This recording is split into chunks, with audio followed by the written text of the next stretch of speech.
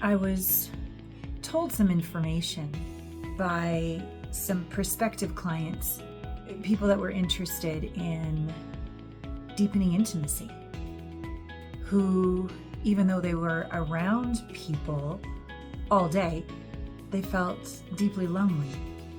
And when I invited them to connect with me, they said, "No, that's too scary. You would see me. I see them, their light, and I also see their shadow. Like, I see it all. Like, that's my gift. And I don't judge because I'm no different. I have my shadows and I have my light." But these two separate people said, "I'm just not ready to be seen. And it's what I want more than anything." And I said, is it something I'm doing that's making you feel not safe to be seen by me?" They're like, "Oh no, it's actually that you see so deeply that I'm so attracted to you, but I'm not quite ready to let you see my wounds and to do the work." So they ended up joining Patreon rather than signing up for an Intimacy Breakthrough Experience call to talk about coaching with me. And on the one hand, it really saddened me because all I want to do is love the shit out of them. All I want to do is integrate those wounds that make them whole. I mean, if they're holding back from me, that makes sense why they're holding back from others. And whatever you put out is what you get back. So if you're only showing up a certain amount, you can only attract somebody, be that friend, lover, work, etc., child, who can show up that much as well. Like it's either a tiny figure eight or it's a big wide figure eight, right? And so I just sent love, compassion, understanding, and an invitation that when you're ready to be seen and experience being seen without being judged and held, to have those wounds integrated so that you're free, I'm here. So I start with this because as this podcast goes on, for now we're in our 13th season, the quality of guests have increased like the quality of my ascension has risen. And this next guest, Scott Grace, instantly we dropped in. Instantly we allowed each other to be seen. Instantly he shared authentically. It is so awesome. And so I really acknowledge the depth of work that he's done to be, vulnerable, transparent, exposed, honest, real. And there were moments sometimes in the podcast where we just sort of were silent. We just let things sink in and we didn't have to fill the space with words until he sang something amazing, totally channeled by spirit. And I think it's rubbed off on me this past weekend. I'm now living in Santa Fe, and my girlfriend came to visit me, and we were out and about meeting people at a restaurant, at a museum, in the park, wherever we were. And some people could drop in with us to the level of depth, and others couldn't. And we were just noticing that we were magnetic. And yet when people got that close, how hard it is for someone to make eye contact. And once they make it, keep it. And so what a blessing it is to be met, be seen, and to be allowed to see this amazing man, Scott Grace. Enjoy. Welcome to Intimate Conversations, Season 13, Heart Broken Open, where intimacy is an inside job.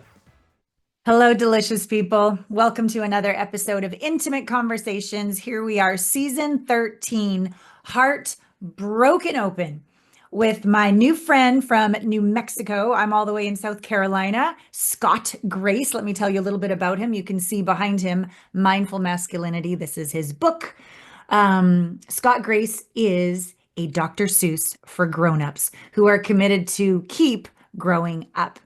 He addresses deep topics in spontaneous, humorous rhyme. We learn best when we are at play. Come play with Scott, and you'll find you will have your adult minds blown making room for your childlike mind to come forth. The same mindset that learned languages as a baby toddler, playfully, joyfully, and without effort. Scott blends the spiritual wisdom of Eckhart Tolle, the improvisational comic brilliance of the late wonderful Robin Williams, who he opened for, true? Yes. Absolutely. Yeah, you're so amazing. And the authentic vulnerability of our beloved Brene Brown, and the singing soul of James Taylor. And yes, the adorable playfulness of Dr. Seuss for adults. And I just finished listening to on my phone here on YouTube all your incredible, you do EFT tapping. And I'm like, dude, 549,001. I just watched it, views of your first performance ever as Dr. Seuss. So you've made quite a splash on the planet. Thank you for Mm, the contribution you are to helping us live with more joy. So, wow.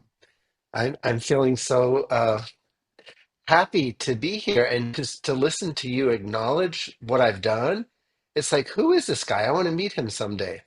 Maybe I'll meet him with you, Alana. Maybe today I can meet him. Oh, well, this is so great though. You wrote a song for Valentine's Day. You were telling me about, the one that we're here to meet is really ourselves. And right on the front of my website, become the one to find the one. Um, Yes. because I thought I would be good enough when I found the one. And I thought, well, I just found the wrong one. I'll just marry somebody else. I'll get this the second time. No. And then the only one in common with those two divorces was me.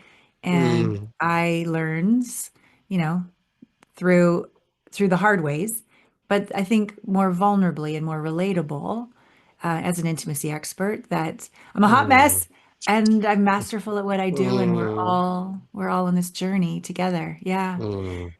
How did you how did play and humor and being a stand like you have opened for Robin Williams, Dana Carvey. You've also opened for so many personal growth celebrities like Deepak Chopra, Louise Hay, Ram Dass, like the big ones, Jack Canfield, Mhm. um, Joan Borizenko. Oh, I have stories to tell you. Interviewing her as well. But like how did play lead the way? How did that happen? Your question is so dazzling. I love the way you rhymed that play lead the way thing. That's kind of how it started for me. I was a just I would get into trouble in school because I was constantly being playful. I remember in fifth grade, I changed the words from strangers in the night, to strangers in the night, exchanging glances. If the girl looks right, you'll make advances. Don't wear your pants too tight. You'll never get them off. So I was a constant, and you could say that that creativity was steering towards the dark side in school. I was a troublemaker, but eventually opened my heart, and through meditation and lots of therapy, I became more interested in uplifting people than shocking them. Mhm. Yeah. And other than that, I forgot your question. Oh, how did play lead the way? So I fine-tuned my ability to create songs in the moment based on whatever somebody was going through or whatever somebody was talking about. Yeah. And what happened was I got to share this with certain celebrities, and they would say, "Could you make up a song about what I'm speaking about tomorrow?" And come to my event. And so then they would hire me to summarize their talks or their in their workshops to to bring music is such medicine, and when it Yeah. comes from the heart, it really can be healing. And so a lot of these people are very left brain dominant, and they wanted me to take their message and right brain it, Yeah. turn it, and so, and I had this sense of when to be funny, and when to be really respectful and serious. This is incredible. So you didn't take the traditional path of college and get the job like this. How did I this was in first start on? college, Yeah. and I between my freshman and sophomore year, a friend convinced me to do a weekend workshop similar to what EST at the time. This was Yep. called the Loving Relationships Training. Are you familiar with it, Alana, in your line of Not work, the, intimacy? but I did It Landmark. So in okay, LA when yeah. I used to It live kind there. of Yeah. it was an offshoot from Landmark, and it really rocked my world, changed my life, introduced me to my spiritual path, Course in Miracles, this Yeah. breath work they called rebirthing at the time in the Yep. Yep. early 80s. And so I went back and I was so disillusioned in my sophomore year that at the end of the year, I just said to my parents, I'm not going to school anymore. Oh my God. And This is I great. went in, yeah, I got an apartment in Greenwich Village, New York City, and I started selling laundry bags on the streets just to make ends meet. And then I did all the personal growth trainings, weekend workshops, Mm. everything that was available. I became a quite a junkie. This is incredible. I quit college after 2 years and hopped on Uncle Phil's 18-wheeler semi for LA from Canada to make it. Failed. But I got a job in Tokyo. So I moved to Tokyo for 4 years. Wow. Yeah, so I remember giving out cards on the street, like just to pay for lunch, and worked in a hostess club for a mama-san and served whiskey water and sang karaoke, with drunk men. But I was disillusioned with the traditional path and had to follow, Mm, didn't have to, I chose to follow my heart. So I hmm. really respect your bravery and your willingness to do whatever it takes to listen to your truth, your heart, Yes. and give your gifts. Yeah. You know, there's a little story and a song of mine called Follow Your Heart that I think would fit in right now. Uh-huh. So uh, after I left school, I did everything I could to become successful as a musician, as a workshop leader, and it just wasn't working out. And I went back to school. I enrolled in Queens College. Uh-huh. And during my first class, which was creative writing, which I thought this is the class I'm going to enjoy, the other ones I wasn't really interested in, Mm. I was listening to the professor outline the curriculum, and I heard this rumbling inside my belly, and it was attached to a voice, and the voice said, "Get out." Oh. And I said, "What?" And it said, "Get out now. Mm. This is not your classroom. This is not your curriculum." Yeah. Yeah. And it was very adamant. And so I got a 75% refund. I went home, told my parents I was a college dropout for the second time, and I felt very depressed. I knew what I had said no to, but I had no clue what I had said yes to. Yeah. Yeah. And, and so I just hung in despair, closed my curtains. No one could really reach me. It wasn't answering my phone. And I was meditating, and I did have a vision during meditation, which was all of my heroes passing through my mind and all of the adversity they faced before they became great. And I woke up from that and wrote a song called Follow Your Heart. And I'll sing just a little clip of it. Thank you. Follow, follow, follow your heart. Find the still small voice inside. Follow your heart to the fountain of truth and drink from its endless supply. That's the chorus. And Hmm. that's enough. Mm. Yeah. Absolutely beautiful. Wow. Yeah. Now the So you song know, it gave me hope. It like gave me some optimism and some like, oh, I can do this. I don't know what I'm gonna do, but I can do this.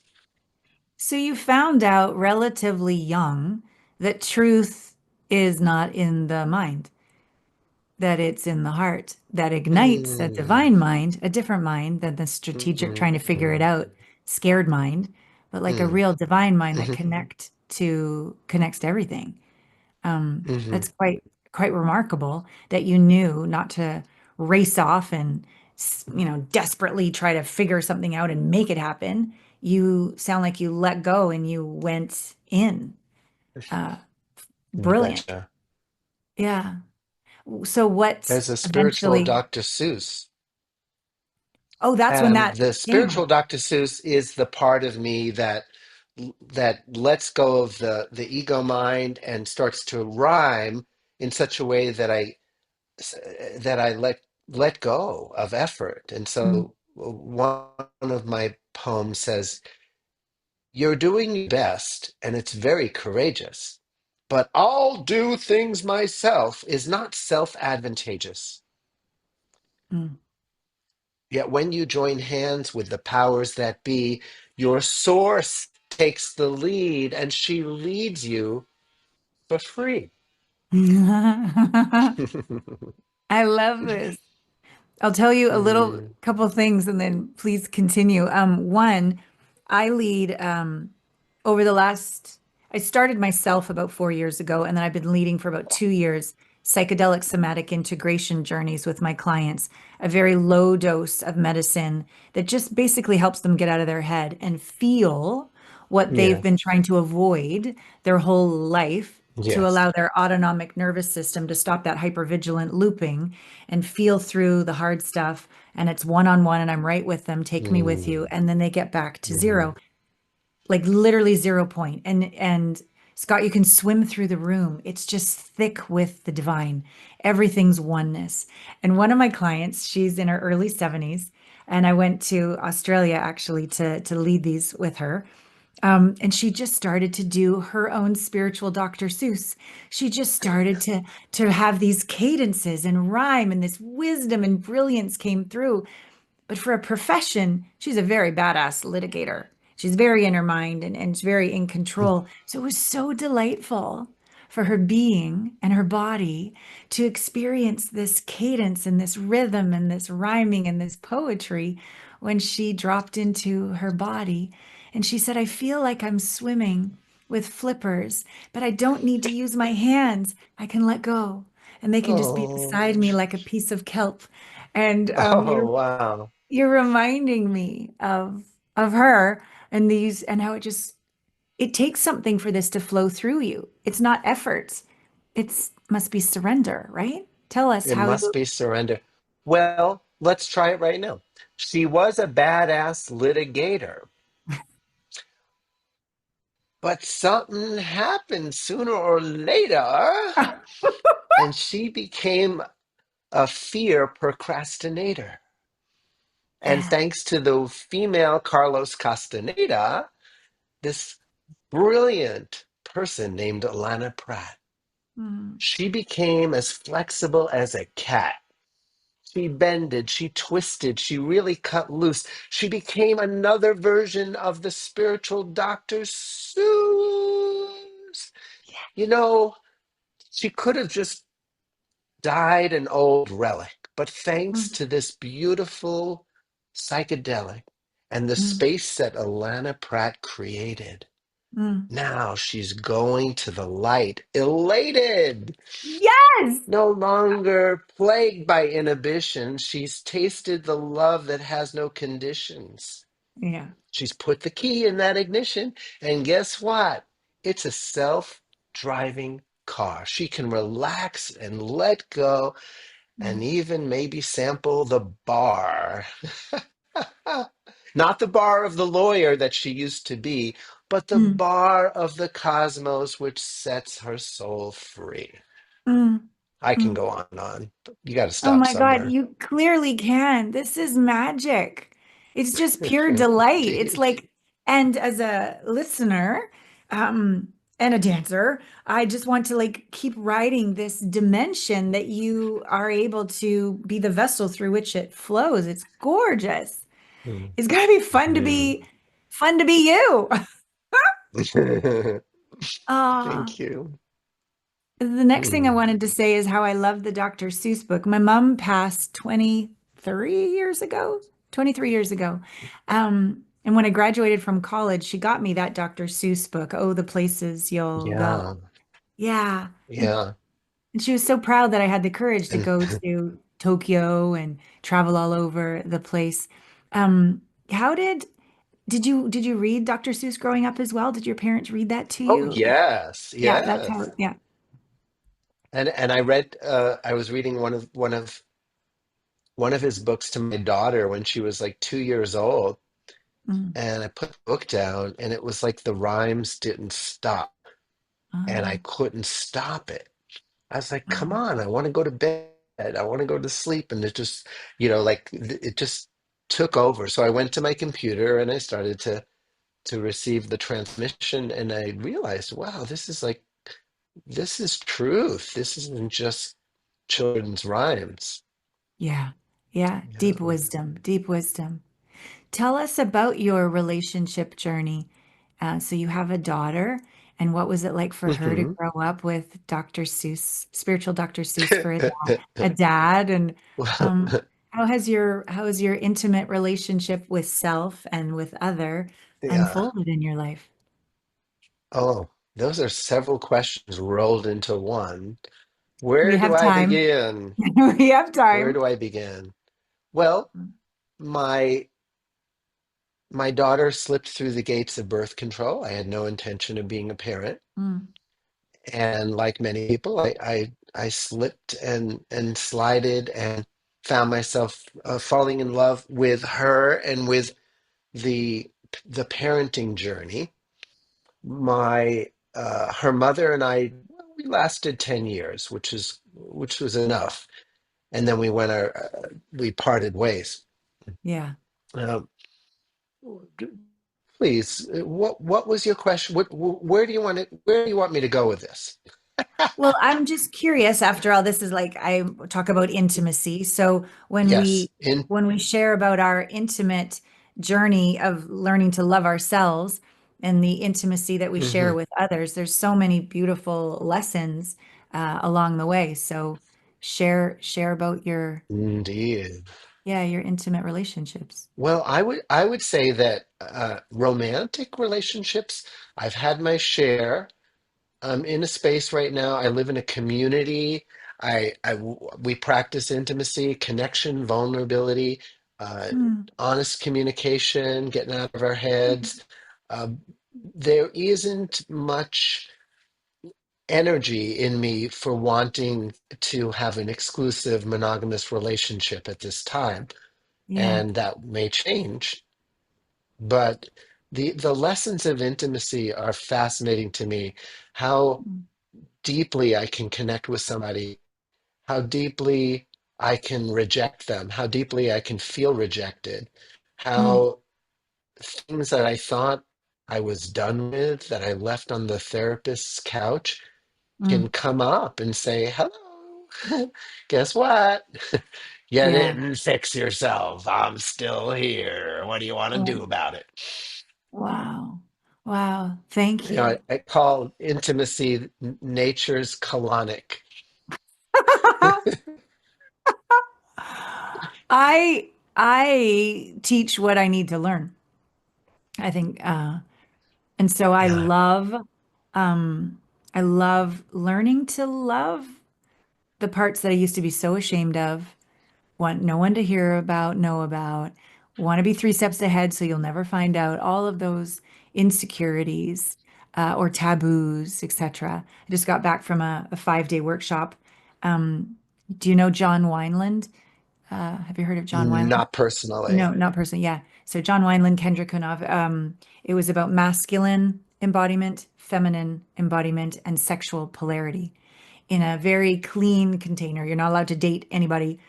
You can enter as a couple, but if you're there, so it's very, very safe to be vulnerable, be seen, and Yeah. break Hmm. through these veils that are, for me, still there to express truth, unabashedly.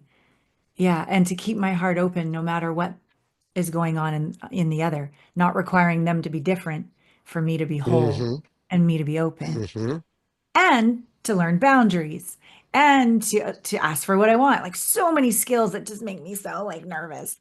But it's nice. You sound like a marvelous and endless beginner. What does that mean? That means that you are constantly reinventing yourself, acknowledging how much there is to learn, and hungry Mm, and enthusiastically being a beginner. It's the beginner's mm. mind. Yeah. Yeah, thank you. The more I learn or the more I know, the more I know that I don't know.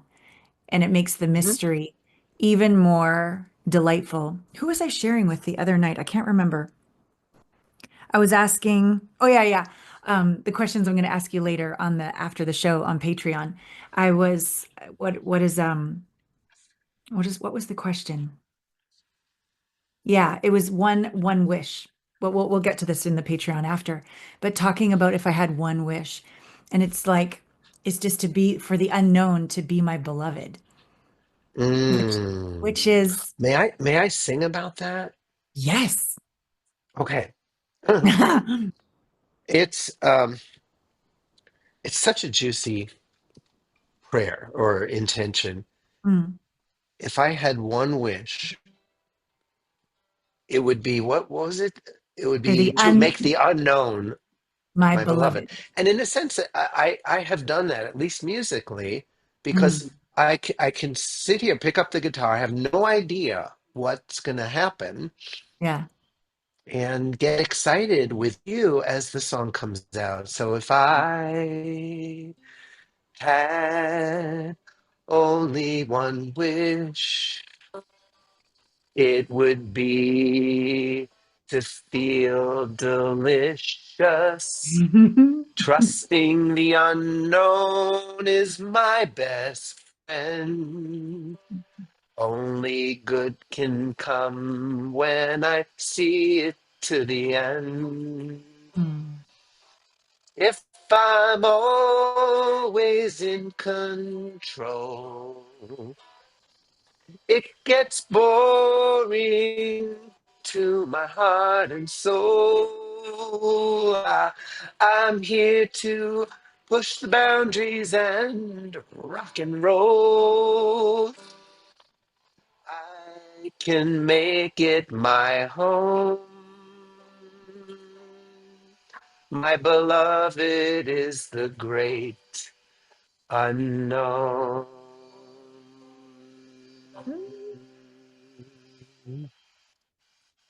It's incredible. That just comes through you. Wow. Mm, What's it like to be you connecting with me? Like, the idea of like feeling another, but then you can feel another feeling you, right?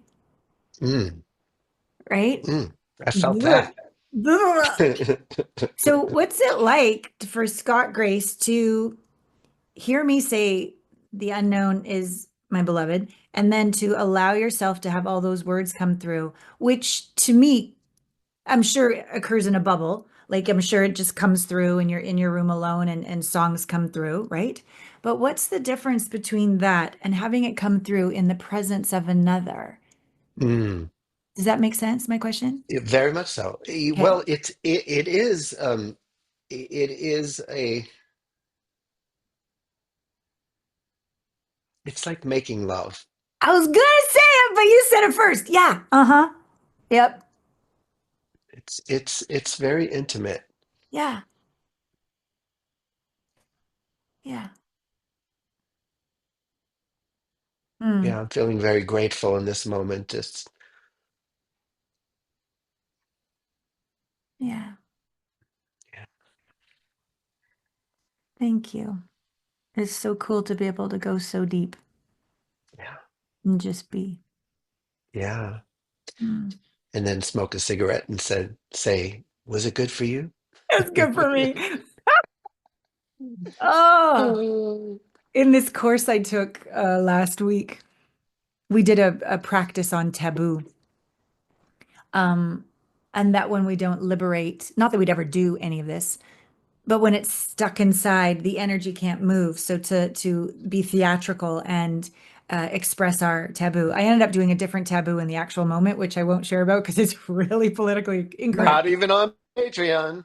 Maybe on Patreon I will. Maybe on Patreon I will. Actually, that's a good little tease.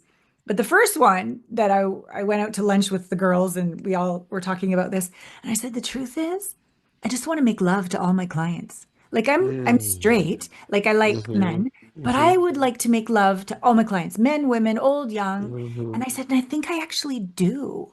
Mm. I mean, not genital copulation, making love, but Hmm. what you just Hmm. said, like this communing, this figure eight that happens. It's not like Hmm. transactional. It used to be transactional when I was more scared or less integrated. Um, you do this and I'll do this, very like this. And we're both better because of Hmm. it, but still it was this way, transactional. Hmm. But then something happened pretty early in my coaching career where I just said, fuck it, I can't help it. I just love them. I don't want to be a Hmm. therapist where I can't say, oh, hi at the grocery store. Like, I want to love them at my retreats. I want to hug them and dance with them. And so when I said, I'm going to love them, that's just going to have to be how it is. All of a sudden, something similar, my version, not your version of being such an exquisite channeler of prose and music. For me, it was just like, now I'm this vessel through which the divine's using me for them. And the experience is, I love them. And it's like a Hmm. figure eight, like I love them, and it goes into them, and something in them awakens, and they're more. And then they shine their essence into me, and I'm more. And it's just like this incredible figure eight for not just each of us individually or together, but like for all, for humanity, like this new energetic field or this new possibility or this new dimension just kind of like opens up. Mm. And I call it a Mm. job. It's my job. It's the best. Oh. Yeah. And it must be, your version must be something like that. All of these incredible people that you've worked with, opened for, sang for at the end of their workshops, the community you live in, must be like your whole existence is like making love to everybody. That's my sense. Mm. Mm. I have to go relook at my life through your eyes. I have a Mm. lot to be grateful for. Thank you. Yeah. Yeah. So what does a week, a month look like in the life of Scott Grace? Do you travel a lot doing this? Do you have clients that I you work used with? to. I used to spend 40% of my life was on the road. And Mm, when the economic meltdown of 2008 happened, and then yeah, COVID, yeah. everything gradually shifted to inner work. I actually got a job at Sprouts Farmers Market, Nice. and I started a second job. I became like a freaking normal human being. I had never held a job in my life. Now I have two jobs because I have to make ends meet in the Bay Area and support my daughter. Mm, And the second job was computer processing, data entry, customer service for this company called Man Cave America. mm, And my boss just stumbled upon one of my older books and said, wow, Scott, you can write. mm, And he said, I want you to write some essays on masculinity. mm. And he gave me some topics, and I started to write.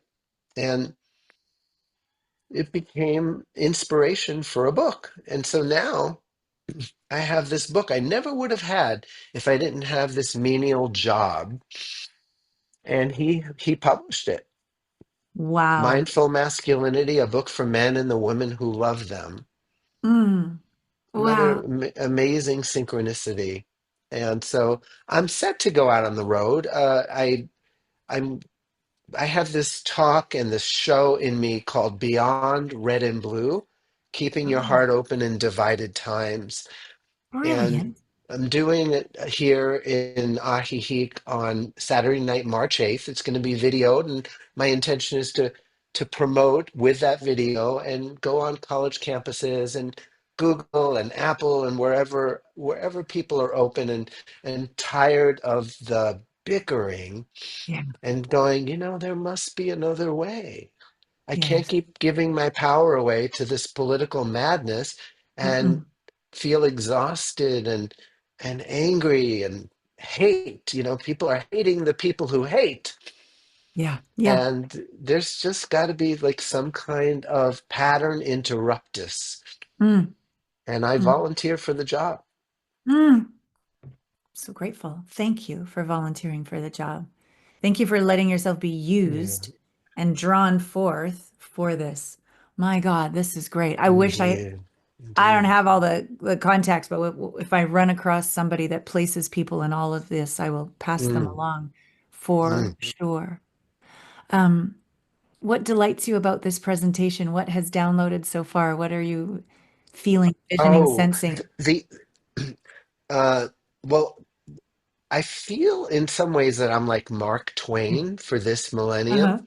And I've got the Seussian poetry, I've got funny songs, Yep. I've got touching Yeah. songs, and and I have stories. Yeah. So I'm not going to be preaching. I'm Yeah. going to be sharing. Mm, And that's so exciting to me. mm, I believe that there's a way of expressing truth that is inarguable, mm.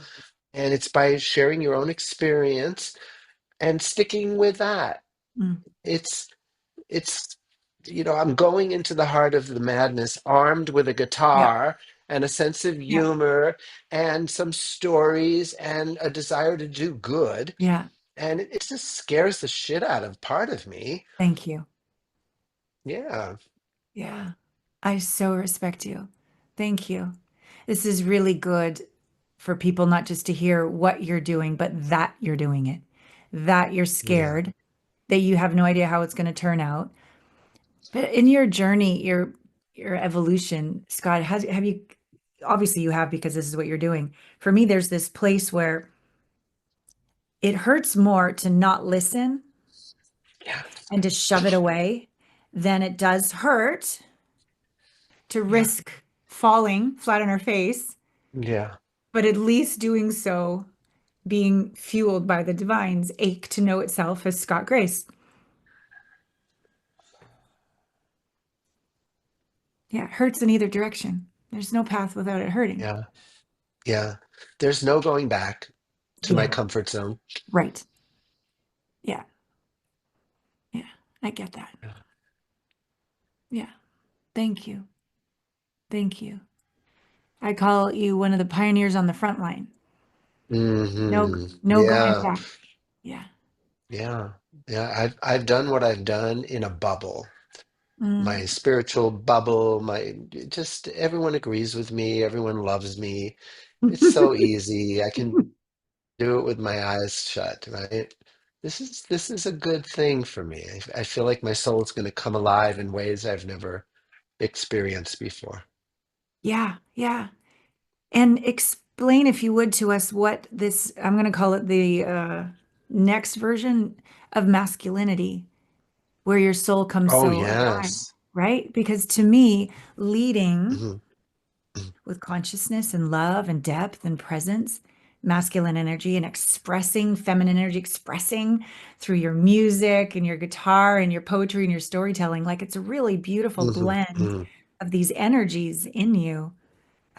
Yeah, what does it feel like to break ground with this evolved mm. way of I'll being let you a know. I'll let you know. I'll keep yeah. you posted. But even just contemplating it it's walking through the fire of purification. There is a part of Mm, me that will have to die, that is dying for this new version of myself to come forth. totally. And it's kicking and it's screaming and it's coming up with all these scenarios of why this is going to be uh, terrible and painful as hell. And so I have all these scary movies going around in my mind. And then Yeah. I say, okay, thank you for sharing. Those are pretty interesting, scary movies. Now, let me, with the power of my intention, let's show some really fun movies about how Mm, much mm. fun we're going to have and how helpful we're going to be. So if Yeah, we're going to project into the future, let's project some good movies with happy totally. endings. Yeah. For me, as my layers of identity die, there's a period of grief. Like this was actually a part of me, a shtick, a sabotaging mechanism, an identity, an ego, whatever you want to call it. It dies, and there's a place in me that's sad, unexpectedly, that I have to grieve the victim. I have to grieve the people pleaser. To Oh, grieve. baby. Oh my God, another song. Okay. But then something arises on the other side, like this new, like my latest is like I'm a sexy bitch. Like I was not, Yeah. I'm a good Canadian girl. I cannot be a sexy bitch. No, but that's what's arising when these victims are dying. All right, sing it, Scott. So the part of me that doesn't want to die Oh, uh, made a complaint to the part of me that really wants to live. You could say the small self yeah. wrote this song and sent it as a complaint to my higher self. Mm. Don't take my pain away from me. Don't leave me here without my misery. 'Cause if I let go, what might I do? This waking up is hard to do. Remember when I loved to gripe, got so much pleasure just from being right. Now pointing fingers makes me blue. This waking up is hard to do. They say that waking up is hard to do. So many lifetimes of sleeping through. Don't say maybe I could. Instead of waking up, I think I'll hang on to my victimhood. Well, Jesus said, only love can heal. My therapist tells me to feel, feel, feel. Seems every year there's more issues. This waking up is hard to do. They say that waking up is hard to do. It's hard enough to turn off YouTube. Don't say maybe I can. Instead of waking up, I think I'll stay in couch potato land. My challenges, they're here to make me wiser. They help me grow just like some fertilizer. Wish I could grow without doo doo. This waking up is hard to do. Come a dooby doo down down. Come a down dooby doo down down. Come a down dooby doo down down. Waking up is hard to do.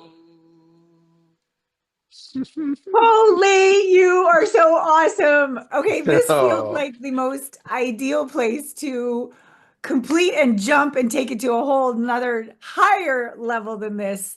Okay, woo. everyone, I want you to get Mindful Masculinity. I want you to follow him on YouTube. I want you to go to Scott Songs, Scott with two T's, scottsongs.com, where you can get his book, learn all about where this new production is going to be beyond red and blue. And what other things can they do at your amazing site that we want to let them be aware of, Scott?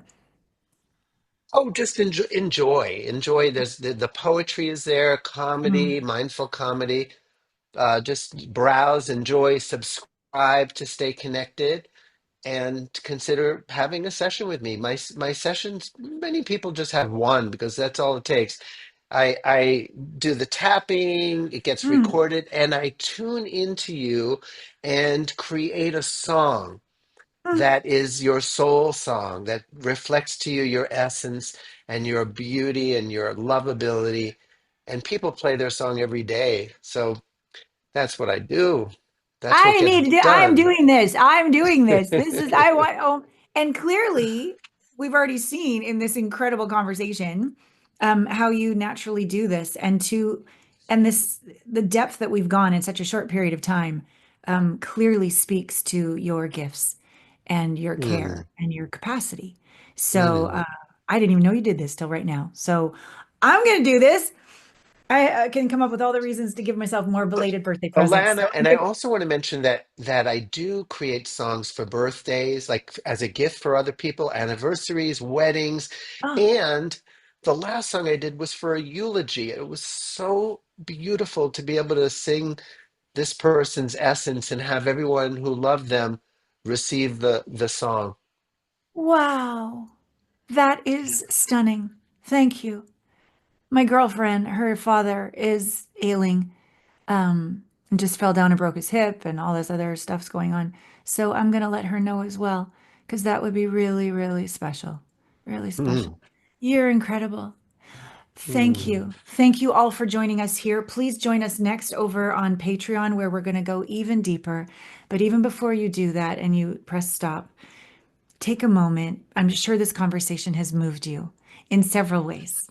So instead of just going back to social media or getting on with your day, please take a moment and listen to what action has this conversation inspired you to take. It could be the action of silence, listening to yourself, singing, feet on the earth, making that phone call, some action, certainly going to Scott's site, yes, and following him and subscribing and the rest of it as well. And allow this conversation to have moved the trajectory of your day, your life. Yes, we're so grateful you were with us. Thank you for being with us on Intimate Conversations. mm. And until next time, I love you with all my heart. And thank you so much, Scott Grace, for literally gracing us with your presence. So grateful.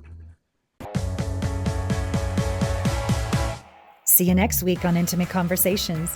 Get out there and make love to life. Wasn't Scott Grace delightful?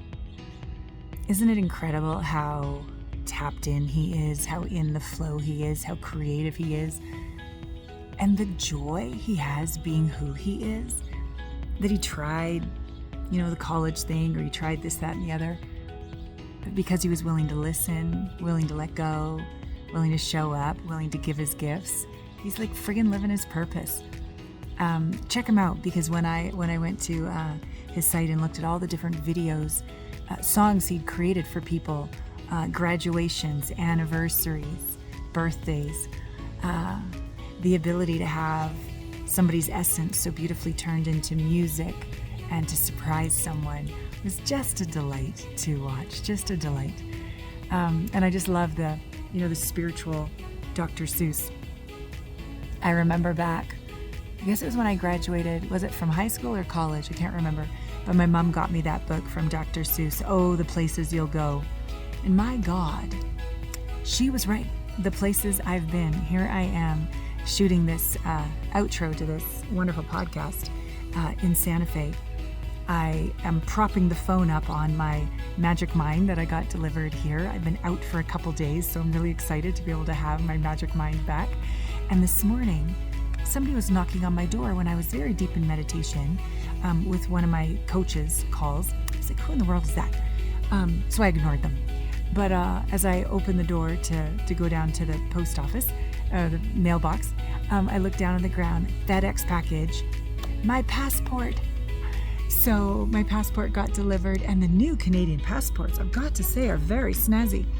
And it's good for another, I think, 15 years. And when I look, they sent back the old one if you request, and they, punch holes in it. But my God, the places I've gone.